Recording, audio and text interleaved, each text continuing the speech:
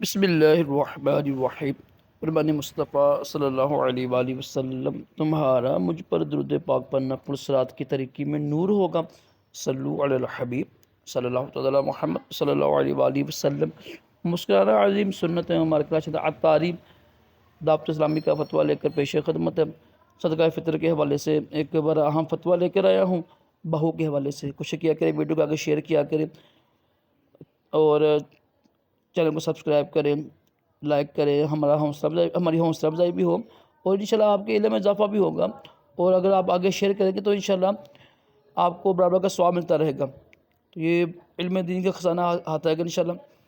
سنتے ہیں فتویٰ، بڑا اہم فتویٰ ہے۔ بسم اللہ الرحمن الرحیم۔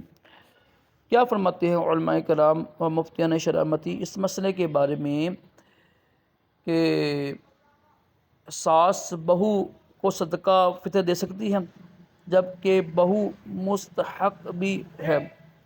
رہنمائی فرما دیں۔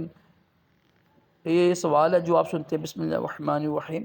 پوچھی گئی صورت میں اگر بہو مستحق زکوٰۃ ہے یعنی زکوٰۃ کی حقدار ہے تو ساس اس کو صدقہ فطر دے سکتی ہے۔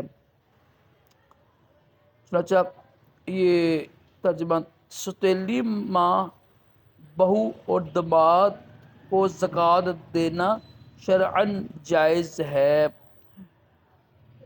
بحر شریعت میں ہے ترجمہ، اور بہو اور داماد اور ستیلی ماں یا ستیلے باپ یا زوجہ یعنی بیوی کی اولاد یا شوہر کی اولاد کو زکوٰۃ دے سکتے ہیں۔ صدقہ فطر کے وہی مصارف ہیں جو زکوٰۃ کے مصارف ہیں۔ صدقہ فطر کے وہی مصارف ہیں جو زکوٰۃ کے مصارف ہیں، یعنی صدقہ فطر کے وہی مصارف ہیں جو زکوٰۃ کے مصارف ہیں، یعنی جن کو زکوٰۃ دینا جائز ہے ان کو صدقہ فطر بھی دینا جائز ہے اور وہ حقدار ہوں۔